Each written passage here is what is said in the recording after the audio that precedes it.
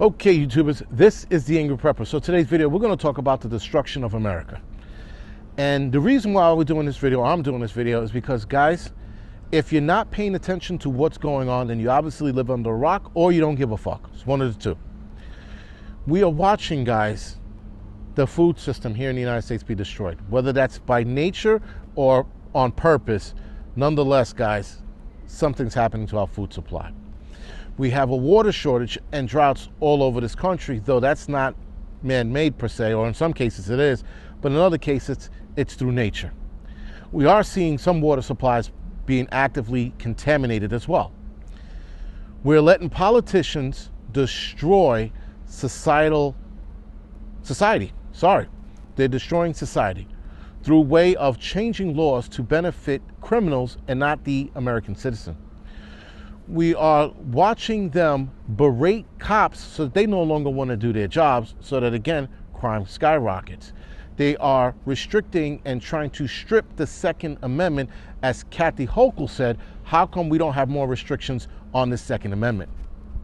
We have restrictions on the first, but why not the second? And that's what Kathy Hochul, New York governor, said recently. We are watching these not American politicians, guys, ruin the country, and we're sitting here and doing what? Now, I know what I want to do, but if no one's going to stand behind me, that's going to be a fucking hard one to pull off. That being said, guys, the destruction of America is going forward. There is no stopping it. We cannot stop what is coming to this country. The rest of the world's going to fall apart as well. But what's coming to this country, guys, there's no stopping it. The fucking train has left the station and is now at high speed. And it's going to fucking collide into a wall.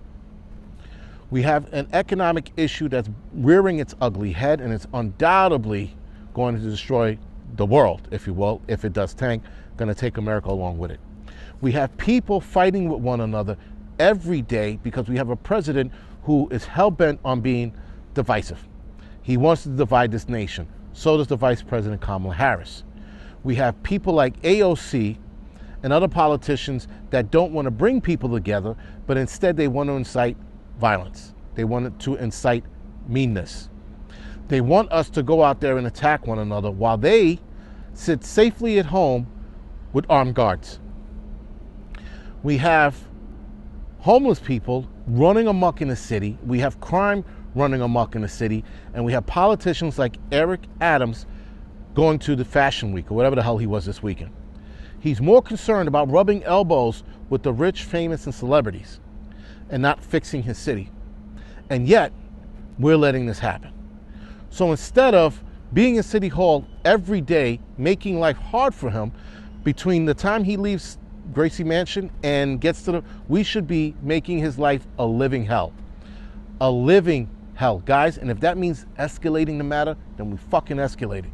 But something has got to happen, because these politician guys are banking on us not doing anything. Because why? J6. J6 went down, and that scared a lot of Americans who are willing to do something will now do nothing. Now we are all sitting idly by trying to figure out who's going to do what. Now, guys, I would like to say, hypothetically speaking, if I was to set it off, who the fuck's going to follow? We need a big number of followers. And then if I was to get that number, I think I would put it all on the line. Because this is where we're at right now, guys. We're at a point where America's being destroyed, and we're sitting idly by going, what can we do? There's a lot we can fucking do. There were people who thought, how can we fight against the British government and their taxing, or their taxes rather, sorry. And guess what? We found a fucking way. We can do the same damn thing, guys. We can find a way. If that's hitting them in the pockets, which usually, they don't care about, because they always have some other means of financial gains, there's something we can do. Guys, this country is shot. And if we don't do anything, and we do sit idly by, then do we wait till it completely falls apart to then put our 2 cents in, to then act? I feel, guys, that the arm ticket is sparking this new rage in people that I've never seen before. People are getting upset over dumb shit. Killing each other over fried chicken sandwiches and cold french fries? Seriously? Cold french fries. Something's wrong with society. The wiring is off. Some people say it's 5Gs. Could be. Some people saying it's the arm ticket. Could be. Some people saying it was the stress of the pandemic. Could be. Or it could be all three. Maybe there's something going on the planet and that's agitating people. But nonetheless, guys, we're watching the agitation of the human race everywhere. Every fucking where. I'm pretty sure our phones play a huge role into it, and I'm 1,000% sure our food plays a huge role into it, at least here in the United States. Because in other places, God, they don't have the temperament we have. Though, in Iceland, I did see a little bit of a rudeness, but that was it. Not like here.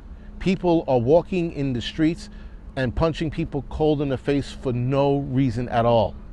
Not so much as a glance at the other person and the other person knocked them in the face.